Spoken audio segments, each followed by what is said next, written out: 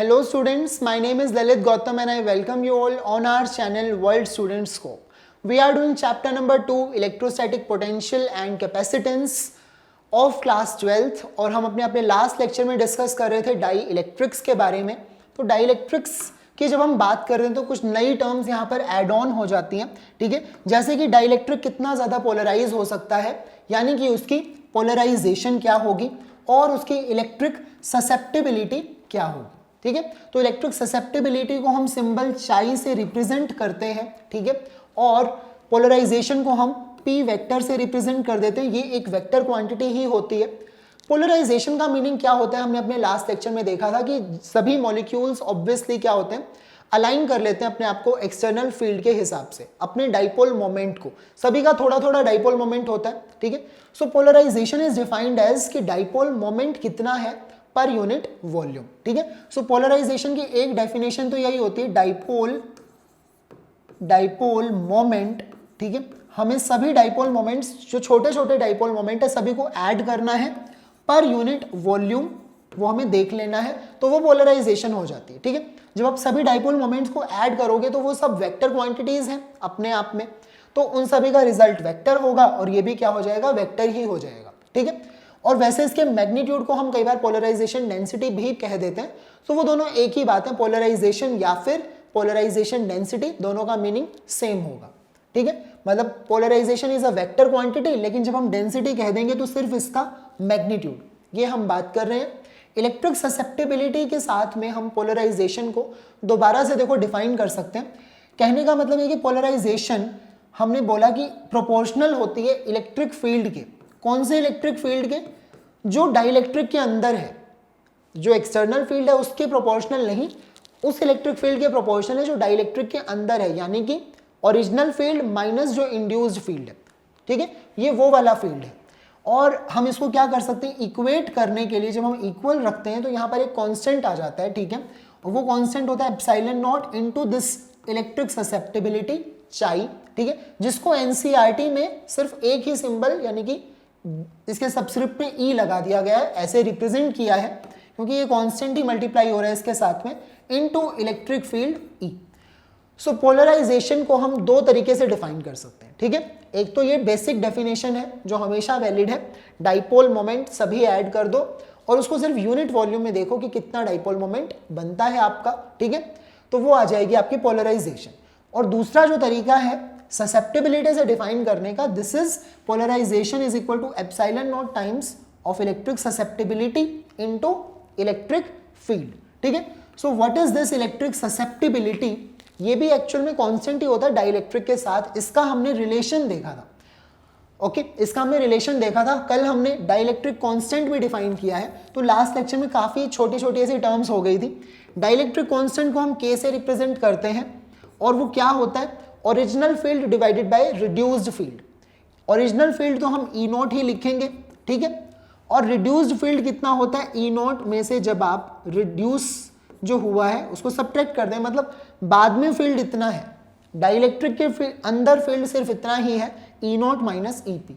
और इस रेशो को हम क्या कहते हैं, डाई इलेक्ट्रिक कॉन्स्टेंट कहते हैं, विच इज एक्चुअली कॉन्स्टेंट। अब वाटर है तो वाटर का डाइलेक्ट्रिक कॉन्स्टेंट होता है 81, ठीक है। सो वाटर कितनी भी अमाउंट में आप ले लीजिए, उसका डाइलेक्ट्रिक कॉन्स्टेंट तो इतना ही रहेगा। आप पूरा एक टब भर के वाटर ले लो, आप एक ग्लास वाटर ले लो, ठीक है, तो उस यहाँ पर अब वॉल्यूम मैटर नहीं कर रही है, उसका डाइलेक्ट्रिक कांस्टेंट सेम है 81, चाहे आप कितनी भी वॉल्यूम ले लीजिए, ठीक है। अगर आप उसको किसी एक्सटर्नल फील्ड में रखेंगे, एक ग्लास वाटर को रखा आपने, एक बिल्कुल टब भर के रखा, ठीक है, दो अलग अलग केसेस हैं। सो दोनों को जो आपने एक्सटर्नल फील्ड में रखा, तो एक होगा ओरिजिनल फील्ड जो आपने अप्लाई किया और एक होगा रिड्यूस्ड फील्ड जो वाटर के अंदर एक्ट करेगा, क्योंकि वाटर के अंदर के जो मॉलिक्यूल्स हैं वो अपने आप को अलाइन कर लेंगे, है ना, इलेक्ट्रिक फील्ड की डायरेक्शन में, जिसकी वजह से वो अपना एक इंड्यूस्ड इलेक्ट्रिक फील्ड अंदर कर लेगा, ठीक है। सो अंदर जो होगा इलेक्ट्रिक फील्ड वो कम होगा, ओके। सो जो दोनों की रेशो होगी वो होगा डाइलेक्ट्रिक कांस्टेंट, और ये कांस्टेंट दोनों सिचुएशंस में ही सेम होगा हमारा। फिर हमने देखिए रिलेशन किया था डाइलेक्ट्रिक कांस्टेंट और इलेक्ट्रिक ससेप्टिबिलिटी के बीच में, okay. So that relation is, हमें क्या देखने को मिला कि फाइनली हमें ये मिला था कि 1 इज इक्वल टू कांस्टेंट के माइनस ये, ऐसा कुछ मिला था। दैट मीन्स अगर आप इसको रीअरेंज करेंगे सो यू कैन राइट कि डाइलेक्ट्रिक कांस्टेंट जो होता है K, that can be written as, इसको हम वहां ऐड कर देते हैं 1 प्लस चाई, ठीक है, यानी कि इलेक्ट्रिक ससेप्टिबिलिटी, ऐसा हम कर सकते हैं। ये दोनों के बीच में रिलेशन है। अगर डाइलेक्ट्रिक कांस्टेंट एक कांस्टेंट है तो इलेक्ट्रिक ससेप्टिबिलिटी भी तो कांस्टेंट ही हुआ ना किसी भी डाइलेक्ट्रिक के लिए। Okay, so this is also a constant. Alright, ये सब जो फॉर्मूले हैं वो हमने अपने लास्ट लेक्चर के अंदर डिस्कस किए हैं। एनसीईआरटी के अंदर ज्यादा हमें सिर्फ यही देखने को मिलता है फॉर्मूला, जो कि dipole moment per unit volume वाला है। ये सब उन्होंने ब्लू बॉक्स के अंदर दिया हुआ है, ऑल्दो ये भी क्वेश्चंस फिर भी कई बार हमें इस पर देखने को मिल जाते हैं। ठीक है, अब आज के लेक्चर में हम डिस्कस करेंगे अबाउट डाई इलेक्ट्रिक स्ट्रेंथ। मतलब कोई डाइलेक्ट्रिक कितना ज्यादा स्ट्रॉन्ग है या फिर कितना ज्यादा वीक है, मतलब उसकी स्ट्रेंथ हम कैसे डिसाइड कर सकते हैं। स्ट्रेंथ के लिए देखिए पहले हम इस बात को देख लेते हैं कि कई बार डाइलेक्ट्रिक्स के साथ में क्या होता है, जब हम डाइलेक्ट्रिक को प्लेस करते हैं in very high electric field, okay, जब हम बहुत ज्यादा हाई इलेक्ट्रिक फील्ड में उन्हें प्लेस करते हैं तो आउटर इलेक्ट्रॉन्स में get detach from their parent atom. वो जो इलेक्ट्रॉन्स हम देख रहे हैं ना, वो इलेक्ट्रॉन्स डिटैच हो जाते हैं अपने पेरेंट एटम से and dielectric start behaving like a conductor. जब वो डिटैच हो गए तो वो इलेक्ट्रॉन्स कैसे बन जाएंगे, फ्री इलेक्ट्रॉन्स की तरह हो जाएंगे, मतलब वो कहीं भी घूम सकते हैं फ्रीली। सो अगर वो फ्रीली घूम सकते हैं तो वो किसकी तरह बिहेव करेगा, कंडक्टर की तरह बिहेव करेगा। ठीक है, सो डाइलेक्ट्रिक अब डाइलेक्ट्रिक रहा ही नहीं। अगर हमने इतना ज्यादा फील्ड अप्लाई कर दिया तो कहने का मतलब ये है कि डाइलेक्ट्रिक ब्रेक डाउन कर गया। ठीक है, this is known as dielectric breakdown, यानी कि डाइलेक्ट्रिक ने अपनी प्रॉपर्टी या फिर कैरेक्टरिस्टिक ही लूज कर दी। हमने इतना स्ट्रॉन्ग इलेक्ट्रिक फील्ड लगा दिया, वो कंडक्टर की तरह बिहेव करना स्टार्ट कर दिया।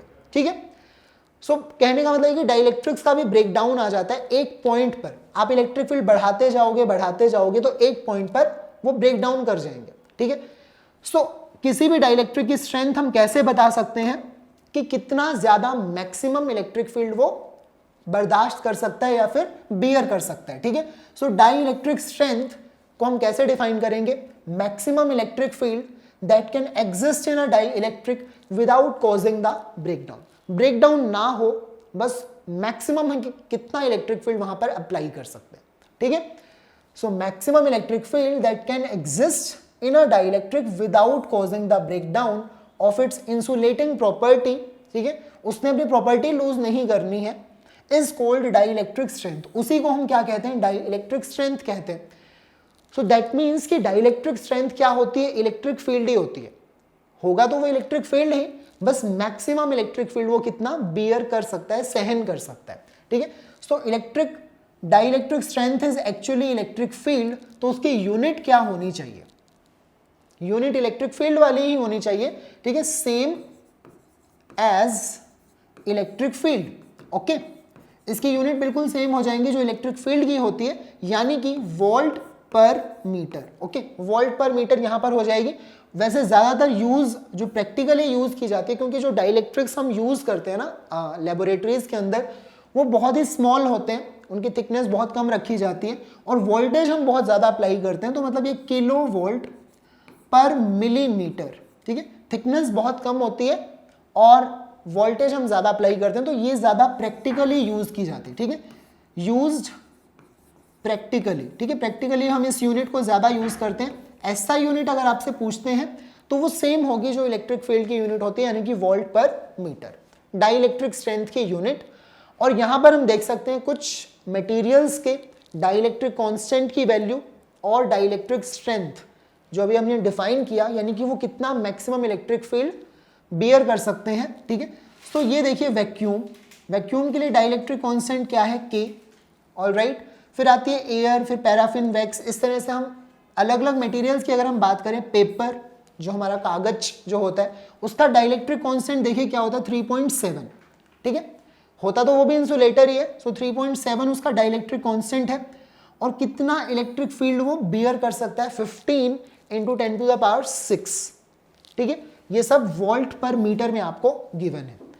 ओके, सो इस ऑर्डर में अगर हम देखते हैं तो डाइलेक्ट्रिक कांस्टेंट की जो वैल्यू है वो इंक्रीज कर रही है। वाटर के लिए देखिए ऑलमोस्ट 80 हो जाती है। ठीक है, डाइलेक्ट्रिक कांस्टेंट की वैल्यू। और अगर हम देखें डाइलेक्ट्रिक स्ट्रेंथ की बात करते हैं तो हम ये नहीं कह सकते कि वो इंक्रीज कर रही है डिक्रीज कर रही है, वो मटेरियल टू मटेरियल डिपेंड कर रही है।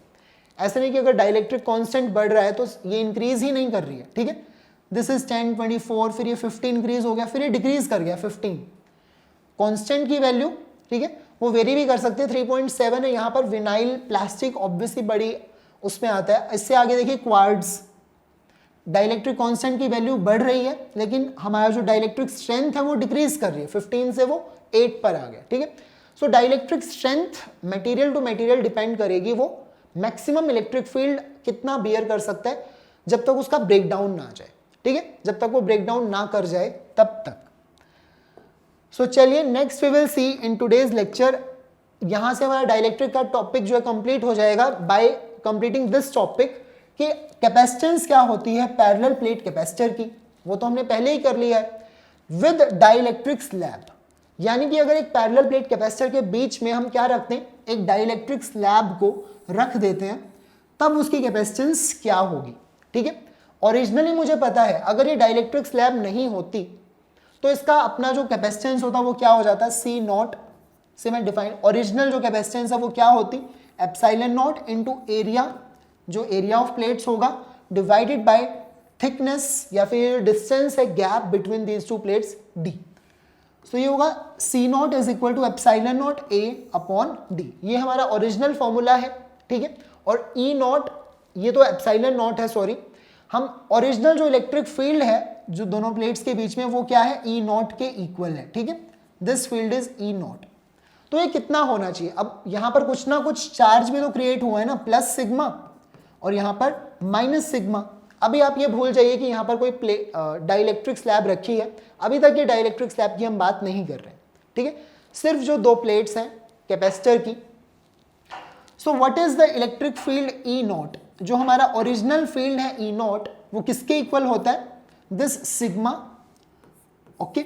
हमने पढ़ा ये फॉर्मूला, इलेक्ट्रिक फील्ड किसके इक्वल होता है, सिग्मा अपॉन एप्सिलॉन नॉट। एक स्ट्रेट मतलब हॉरिजॉन्टल प्लेट की वजह से इलेक्ट्रिक फील्ड क्या होता है, सिग्मा बाय 2 एप्सिलॉन नॉट, इसकी वजह से भी सिग्मा बाय 2 एप्सिलॉन नॉट, दोनों ऐड हो जाते हैं तो सिग्मा बाय एप्सिलॉन नॉट ये बन जाता है, राइट। सिग्मा एक्चुअल में क्या है, जितना भी चार्ज, अब ये जितना चार्ज होगा Q उसको आप डिवाइड कर देंगे एरिया A से, ठीक है। तो आप इसको ऐसे लिख सकते हैं, चार्ज Q डिवाइडेड बाय क्या लिखेंगे आप, एरिया A। सिग्मा को ऐसे मैं लिख सकता हूँ चार्ज अपॉन एरिया, और ये यहाँ पर क्या हो जाएगा, एप्सिलॉन नॉट, ठीक है। सो this is actually original electric field, okay. Original field जो है दोनों के बीच में कितना होगा, जो हम प्लेट्स की बात कर रहे हैं, पैरेलल प्लेट कैपेसिटर की हम बात कर रहे हैं। अब जैसे हम डाइलेक्ट्रिक स्लैब यहाँ पर रख देंगे, ठीक है, सो हमें पता है डाइलेक्ट्रिक स्लैब के अंदर डाइलेक्ट्रिक मटेरियल में क्या होता है, या तो जो मॉलिक्यूल्स, उसके जो एटम्स मॉलिक्यूल्स हैं वो ऑलरेडी पोलर होंगे या फिर वो नॉन पोलर होंगे, कुछ भी होगा, लेकिन ओवरऑल रिजल्ट ये होगा कि वो अपना एक फील्ड क्रिएट करेगा जो ओरिजिनल फील्ड को अपोज करेगा, ठीक है। तो अपना फील्ड वो किस डायरेक्शन में क्रिएट करेगा, देखो इस डायरेक्शन में। अगर ओरिजिनल फील्ड इस डायरेक्शन में है तो वो अपना फील्ड इस डायरेक्शन में क्रिएट करेगा, यानी कि यहां पर वो क्या कर लेगा, पॉजिटिव चार्ज, ये वाला जो सरफेस है इस पर पॉजिटिव चार्ज उसने क्रिएट किया ओवरऑल, और इस सरफेस पर उसने नेगेटिव चार्ज क्रिएट कर लिया, ठीक है। सो पॉजिटिव से नेगेटिव इस डायरेक्शन में उसका अपना इलेक्ट्रिक फील्ड है EP, ठीक है, इसको हम लिख सकते हैं EP। सो जो नेट इलेक्ट्रिक फील्ड है जो हमारी स्लैब के अंदर एग्जिस्ट कर रहा है वो क्या होगा, vector E is equal to E not minus EP, ठीक है। So EP is the, EP actual में क्या है, इलेक्ट्रिक फील्ड जो यहां पर इस रीजन में होगा, ठीक है, वो किसके इक्वल होगा, sigma P upon epsilon not. अब इतनी सी स्लैब के लिए भी तो हम ये फॉर्मूला यूज कर सकते हैं ना, सिग्मा अपॉन एप्सिलॉन नॉट। यहां पर जो सिग्मा है वो हमने क्या माना है, sigma P upon epsilon not, ये सेम फॉर्मूला रहेगा। और लास्ट लेक्चर में हमने देखा था कि डाइलेक्ट्रिक स्लैब के लिए जो सिग्मा है यही किसके इक्वल होती है, पोलराइजेशन के इक्वल आ जाती है। अगर आप पोलराइजेशन का वो ओरिजिनल फॉर्मूला लगाते हैं, dipole moment per unit volume, तो वॉल्यूम के लिए आप क्या करेंगे, एरिया इंटू थिकनेस T, ठीक है, और ऊपर आपको क्या करना पड़ेगा, डाइपोल मोमेंट, तो डाइपोल मोमेंट के लिए आप करेंगे charge multiplied by this thickness T। सो ये सब करने से हमारी पोलराइजेशन जो है सिग्मा के इक्वल ही आ जाती है। तो ऐसा मैं लिख सकता हूँ, सिग्मा P की जगह पर सिर्फ polarisation P upon epsilon not हम ऐसा लिख सकते हैं this is our electric field EP, okay, जो कि इंड्यूस्ड इलेक्ट्रिक फील्ड भी मैं कह सकता हूं किसके अंदर, एक डाइइलेक्ट्रिक स्लैब के अंदर। ऑलराइट, अब हम देखिए क्या करेंगे, this is original field sigma by epsilon naught, जिसको मैंने charge upon area into epsilon naught ऐसा लिखा है, and this is my induced field. So जो नेट इलेक्ट्रिक फील्ड है उसको हम लिखेंगे वेक्टर E से रिप्रेजेंट करेंगे। So this is vector E, okay, and this will be E naught minus EP, E naught minus EP, all right. So यहाँ पर अब हमें पता है डाइइलेक्ट्रिक कांस्टेंट का हमने फॉर्मूला डिफाइन किया था आज के लेक्चर के स्टार्टिंग में ही, मतलब हमने बताया था कि किया तो हमने पिछले लेक्चर में था, लेकिन डाइइलेक्ट्रिक कांस्टेंट हम कैसे डिफाइन कर सकते हैं किसी भी डाइइलेक्ट्रिक के लिए। सो डाइइलेक्ट्रिक कांस्टेंट होता है K से हम रिप्रेजेंट करते हैं, और वो होता है ओरिजिनल फील्ड जो था, ओरिजिनल फील्ड क्या है E not, okay, divided by reduced field. Reduced field मतलब जितना फील्ड अब यहाँ पर एग्जिस्ट कर रहा है, that means E not minus EP, ऐसा मैं यहाँ पर लिख सकता हूँ, ठीक है। सो E नॉट अपॉन में E नॉट माइनस EP, लेकिन यहाँ पर मुझे क्या चाहिए, E नॉट माइनस EP, इसकी वैल्यू मुझे जाननी है, तो मैं क्या करूँगा, क्रॉस मल्टीप्लाई कर दूंगा। तो नेक्स्ट स्टेप में देखिए E नॉट माइनस EP यहाँ पर आ जाएगा, कांस्टेंट के नीचे आ जाएगा, that means I can write ये जो रिड्यूस्ड फील्ड है E not minus EP, this can be written as, किसके इक्वल लिखा जा सकता है, E नॉट अपॉन K, ठीक है। यहाँ पर डाइइलेक्ट्रिक कांस्टेंट हम यूज कर लेंगे क्योंकि हम कैपेसिटेंस का फॉर्मूला, नया फॉर्मूला हम बनाने की कोशिश कर रहे हैं। ओरिजिनल फॉर्मूला तो यही था जब तक हमारी डाइइलेक्ट्रिक स्लैब नहीं है, तो epsilon not A upon D ये हम यूज कर सकते हैं। लेकिन अगर हमने स्लैब रख दी है ऑफ थिकनेस T, ठीक है, जिसकी थिकनेस T है, बीच में हमने ऐसे स्लैब रख दिए, टोटल ये डिस्टेंस पहले की तरह ही D है, उसमें हमने कोई चेंज नहीं किया, ओके। तो हम चाह रहे हैं कि हम कैपेसिटेंस का फॉर्मूला बना लें, ठीक है। अब ये हो गया हमारा रिड्यूस्ड फील्ड किसके equal, E not upon K के इक्वल आ गया, तो मैं यहाँ पर भी लिख सकता हूँ E not upon constant K, क्योंकि E not minus EP is equal to this E not upon K, ऐसा मैं लिख सकता हूँ, राइट। सो ये पार्ट अब यहाँ पर हमें समझ में आ गया कि ये क्या है, इलेक्ट्रिक फील्ड जो इस डाइइलेक्ट्रिक स्लैब के अंदर है, क्योंकि वो इन दोनों का डिफरेंस होगा, वहां पर सिर्फ ये वाला EP इलेक्ट्रिक फील्ड नहीं है, ना ही ओरिजिनल फील्ड है, उन दोनों का डिफरेंस है। सो इतने रीजन में ये जो ये वाला रीजन है डाइइलेक्ट्रिक का, ठीक है, इस रीजन के अंदर इलेक्ट्रिक फील्ड कुछ और है, वो कितना है, E के इक्वल है। बाकी जो बाहर वाला जो रीजन बच गया, ये या फिर ये, ठीक है, इस पूरे डिस्टेंस D में से अगर मैं थिकनेस T को सब्ट्रैक्ट कर दूं, तो बाकी जो भी ये डिस्टेंस है वहां पर क्या इलेक्ट्रिक फील्ड है, हमारा ओरिजिनल फील्ड है, वहां पर तो कोई डाइइलेक्ट्रिक है नहीं, ठीक है। तो जहां पर डाइइलेक्ट्रिक होगा ना, वहीं पर तो सब्ट्रैक्ट होगा। ये जो EP कहाँ सब्ट्रैक्ट होगा, जहां हमारा डाइइलेक्ट्रिक प्रेजेंट है, जहां पर डाइइलेक्ट्रिक है ही नहीं वहां पर तो सेम इलेक्ट्रिक फील्ड होगा E नॉट जो पहले भी था, ठीक है। So now I can say कि हमारे इतने रीजन में हमारा इलेक्ट्रिक फील्ड जो E है, ठीक है, वो किसके इक्वल आ गया, E not original field upon dielectric constant K के इक्वल आ गया, ठीक है। सो दिस इलेक्ट्रिक फील्ड, ठीक है, एग्जिस्ट इन द डाइइलेक्ट्रिक, ऐसा मैं लिख सकता हूं। ये जो इलेक्ट्रिक फील्ड कहां एग्जिस्ट कर रहा है, इन द डाइइलेक्ट्रिक, और डाइइलेक्ट्रिक की थिकनेस क्या है, ठीक है, this thickness is just T, ठीक है। तो डाइइलेक्ट्रिक जिसकी थिकनेस T है, तो इतने डिस्टेंस तक तो हमारा इलेक्ट्रिक फील्ड ये है, और बाकी का जो डिस्टेंस है, रेस्ट ऑफ द रीजन, ठीक है, हैज इलेक्ट्रिक फील्ड, कितना इलेक्ट्रिक फील्ड वहां पर होगा, जो हमारा ओरिजिनल फील्ड है, यानी कि E नॉट। तो ये चीज क्लियर है आपको, बाकी रीजन में इलेक्ट्रिक फील्ड E नॉट होगा, और इस रीजन में जिसकी थिकनेस T है, वहां पर कितना इलेक्ट्रिक फील्ड होगा, जो हमने लिखा original field divided by dielectric constant, okay. और ये जो रेस्ट ऑफ द रीजन का मतलब क्या है, जो टोटल डिस्टेंस D है, जो गैप है, उसमें से हम डाइइलेक्ट्रिक की थिकनेस को सब्ट्रैक्ट कर देते हैं, तो ये बचेगा हमारा रेस्ट ऑफ द रीजन, ठीक है। इसके अंदर होगा electric field E not, okay.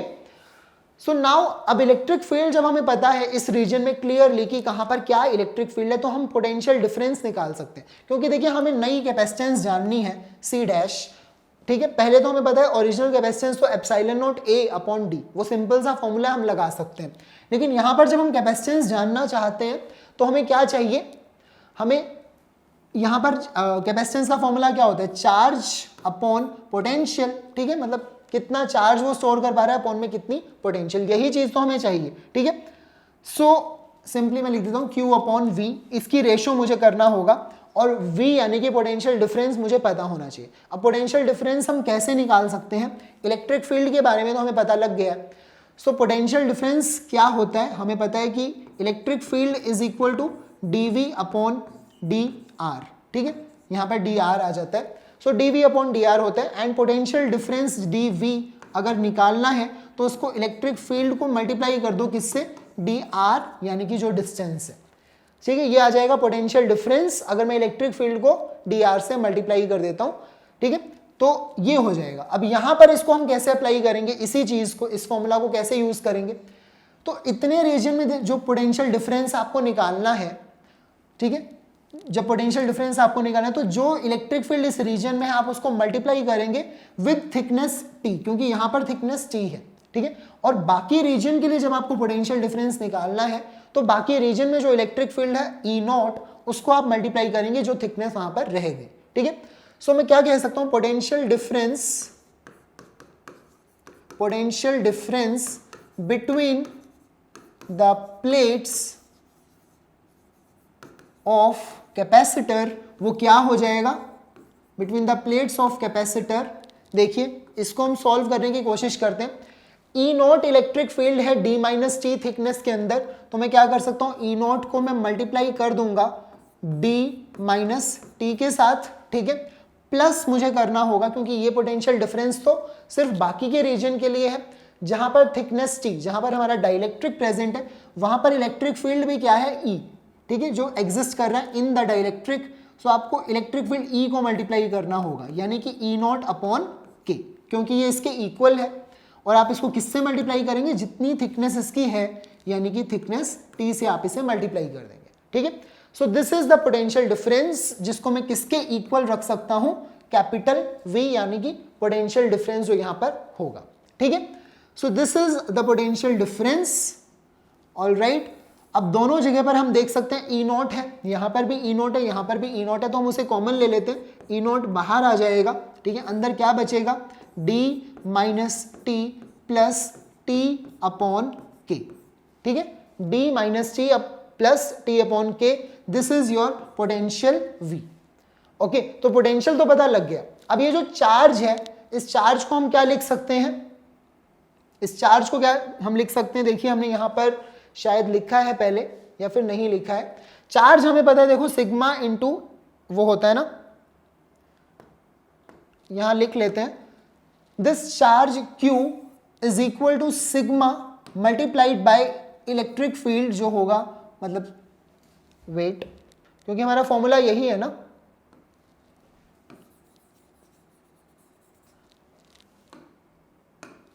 हमारा जो ओरिजिनल इलेक्ट्रिक फील्ड है E नॉट, उसको हम क्या लिख सकते हैं, original field is sigma upon epsilon not, यानी कि सिग्मा क्या हो जाएगा, एप्सिलॉन नॉट को आप इलेक्ट्रिक फील्ड E से मल्टीप्लाई कर देंगे E नॉट के साथ में। ठीक है, so sigma is equal to epsilon not multiplied by electric field E not. Okay, ये हमने जस्ट क्रॉस मल्टीप्लीकेशन की है। अब हमें चार्ज जब चाहिए Q, वो होगा सिग्मा इंटू एरिया A। अगर मैं सरफेस चार्ज डेंसिटी को एरिया से मल्टीप्लाई कर दूंगा तो मुझे चार्ज पता लग जाएगा।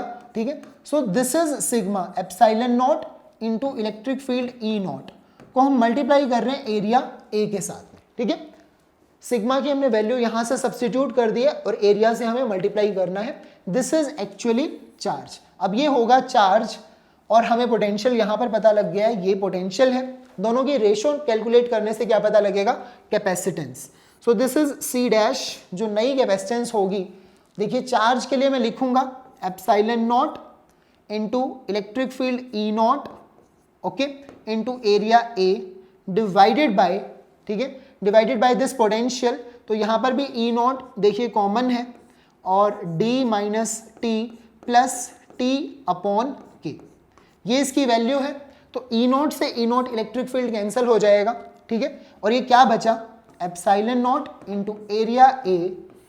पहला जो हमारा फॉर्मूला था कैपेसिटेंस का वो क्या था, epsilon not into area A divided by thickness, जो हमारी डिस्टेंस डी होता है बिटवीन द प्लेट्स।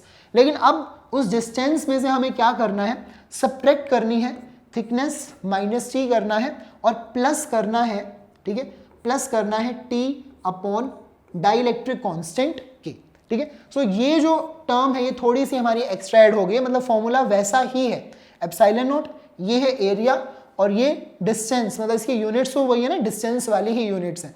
आपने डी में से टी को सब्ट्रैक्ट कर दिया प्लस टी अपॉन के। सो बेसिकली सिर्फ यहां पर थोड़ा सा चेंज हो गया है, this is the capacitance now, okay. So एक पैरेलल प्लेट कैपेसिटर की जो कैपेसिटेंस है वो क्या हो जाएगी, epsilon not into area A divided by D minus t plus t upon के, ये कैपेसिटेंस हो जाएगी। ओरिजिनल फॉर्मूला अगर आप देखना चाहते हैं तो ओरिजिनल फॉर्मूला यही था, epsilon not area A divided by distance D, ठीक है। तो डाइलेक्ट्रिक स्लैब जिसकी थिकनेस टी है उसकी वजह से हमारा जो क्या कह सकते हैं, कैपेसिटेंस इंक्रीज हुई है या फिर डिक्रीज हुई है।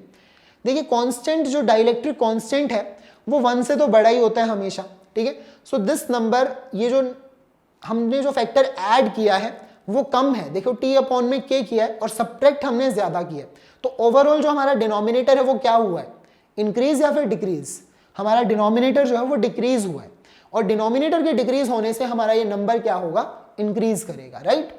सो हम कह सकते हैं कि हम डाइलेक्ट्रिक स्लैब अगर हम यहाँ पर रखेंगे तो उससे हमारी कैपेसिटेंस इंक्रीज कर जाएगी, ठीक है, उससे हमारी कैपेसिटेंस इंक्रीज कर सकती है। क्वेश्चन ये भी आ सकता है कि अगर, ठीक है, ये फॉर्मूला हमारा हो गया ओरिजिनल, मतलब dielectric slab of thickness T के लिए। अभी हम यहाँ पर दो केसेस डिस्कस कर लेते हैं। अगर हम कंडक्टर स्लैब रख दें, ठीक है, कंडक्टर स्लैब यहाँ पर आएगा बिटवीन द कैपेसिटर प्लेट्स, तो कंडक्टर स्लैब रखने से क्या होता है, जो हमारा फॉर्मूला है सी डैश वो क्या बन गया, epsilon not into area A divided by D minus T करना है और प्लस टी अपॉन के। कंडक्टर मटेरियल के लिए डाइलेक्ट्रिक कांस्टेंट की क्या वैल्यू होती है, वैल्यू क्या होती है, कांस्टेंट के होता है इनफाइनाइट, बहुत ही ज्यादा, ठीक है, जो डाइलेक्ट्रिक कांस्टेंट है वो जाता है इनफाइनाइट फॉर कंडक्टर्स, ठीक है, कंडक्टर्स के लिए। तो हम जब कांस्टेंट के की वैल्यू को डालेंगे इनफाइनाइट तो ये तो टर्म क्या हो जाएगी, जीरो ही हो जाएगी, नेग्लिजिबल। हम इतने बड़े नंबर से डिवाइड करेंगे तो इस टर्म का वहां पर कोई रोल ही नहीं होगा। सो फॉर कंडक्टर, अगर हम कंडक्टर स्लैब रखते हैं तो कांस्टेंट के मुझे पता है इनफाइनाइट होता है, इसका मतलब ये होगा जो सी डैश है, फॉर्मूला हमारा देखिए क्या बन जाएगा, epsilon naught into area A. ये टर्म लिखने की अब जरूरत नहीं है, सिर्फ D minus T, okay, D minus T. तो कंडक्टर स्लैब होगी तो देखिए जो फैक्टर ऐड हो रहा था वो भी अब नहीं लगेगा, ठीक है, अब इस फैक्टर की भी हमें कोई जरूरत नहीं है, सिर्फ डी माइनस टी से काम चल जाएगा। यानी कि कंडक्टर स्लैब कैपेसिटेंस को ज्यादा इंक्रीज करेगी, डाइलेक्ट्रिक के कंपैरिजन में वो उसे ज्यादा इंक्रीज कर सकती है। और हम क्या देख सकते हैं, एक जो केस अभी मैं बात कर रहा था ये हमारा ओरिजिनल फॉर्मूला है, ठीक है, ये कब यूज करना है, जब ये कैपेसिटर है और उसके बीच में हमने एक स्लैब रख दी है जिसकी थिकनेस है टी, ठीक है, ये हमारा कैपेसिटर है। लेकिन अगर मैं ये मान लीजिए कि अगर मैं इतना बड़ा डाइलेक्ट्रिक रख दूं जिसकी जो थिकनेस है वो लगभग इस डिस्टेंस डी के ही इक्वल हो जाए, यानी कि अगर मैं कुछ इस तरह से रख देता हूं, ये मेरा कैपेसिटर है और मैंने टच तो हम नहीं कर सकते ऑब्वियसली, लेकिन मेरी जो थिकनेस है वो ऑलमोस्ट सेम ही है, ठीक है, बहुत थोड़ा सा गैप हमने यहाँ पर छोड़ दिया, तो यानी कि थिकनेस भी क्या हो गई है, डी के इक्वल ही हो गई। मैंने मतलब पूरा ये जो रीजन है डाइलेक्ट्रिक से भर दिया है, ठीक है। सो उस सिचुएशन में हमारा कैपेसिटेंस क्या हो जाएगी, capacitance C dash will be, अब ये देखिए डी और थिकनेस भी क्या हो गई, डी के इक्वल हो गई है। सो आप डी से डी कैंसिल कर देंगे, वो तो कट ही जाएगा और ये बचेगा सिर्फ डिस्टेंस डी, ठीक है। सो ये देखिए epsilon naught into area A upon, ये तो कैंसिल हो गया और ये क्या बचेगा, थिकनेस है डी के इक्वल अपॉन के। सो डाइलेक्ट्रिक कांस्टेंट बाहर आ जाएगा इस तरह से, ठीक है। सो ये बाहर आ गया, epsilon naught A upon d, ये हमारी ओरिजिनल कैपेसिटेंस थी बिना डाई इलेक्ट्रिक के। So this is equal to constant के multiplied by C naught, okay. तो ओरिजिनल कैपेसिटेंस को आपने किससे मल्टीप्लाई कर देना है, डाई इलेक्ट्रिक कांस्टेंट से हम मल्टीप्लाई कर देंगे नई कैपेसिटेंस फाइंड आउट करने के लिए, क्योंकि हमारा डाइलेक्ट्रिक कांस्टेंट हमेशा 1 से बड़ा होता है, ठीक है। तो जब आप किसी भी 1 से बड़े नंबर को मल्टीप्लाई करोगे तो जो रिजल्ट मिलेगा वो ज्यादा ही होगा, यानी कि आपने कैपेसिटेंस इंक्रीज कर दी है, ठीक है। So this was the last method जो हमने देखा था कि कैपेसिटेंस को बढ़ाना है तो किस तरह से इंक्रीज कर सकते हैं। सो देखिए ओरिजिनल फॉर्मूला तो आपके पास यही है, पैरेलल प्लेट कैपेसिटर के अंदर अगर थिकनेस T की आप रख देते हैं डाइलेक्ट्रिक स्लैब तो आप यही फॉर्मूला यूज करेंगे। अगर वो स्लैब आपको बोल दिया जाए कि वो कंडक्टर है, ठीक है, अगर वो कंडक्टर है तो ये कांस्टेंट के इनफाइनाइट बन जाएगा और हमारा फॉर्मूला हो जाएगा epsilon naught into area A upon D minus T. और अगर हम उस डाइलेक्ट्रिक को पूरा कंप्लीटली फिल कर देते हैं सो नई कैपेसिटेंस हो जाएगी dielectric constant times of original capacitance C naught. Okay, constant के multiplied by epsilon naught A by d, जो कि हमारा ओरिजिनल फॉर्मूला भी है। Alright, so that's all for parallel plate capacitor. अभी तक हमने सिर्फ नॉर्मल पैरेलल प्लेट कैपेसिटर पढ़ा था, आज हमने डाइलेक्ट्रिक के साथ में उसको कंप्लीटली कवर कर लिया है कि क्या होगा। So I guess that's all for today's lecture. आज के लिए इतना ही, हमने डाइलेक्ट्रिक का टॉपिक जो है फिनिश कर लिया है, तो आप भी इसको कंप्लीटली फिनिश कर लें, इसके न्यूमेरिकल्स ट्राई करें, हम न्यूमेरिकल्स आगे के लेक्चर्स में ट्राई करेंगे। So keep watching our lectures and thank you.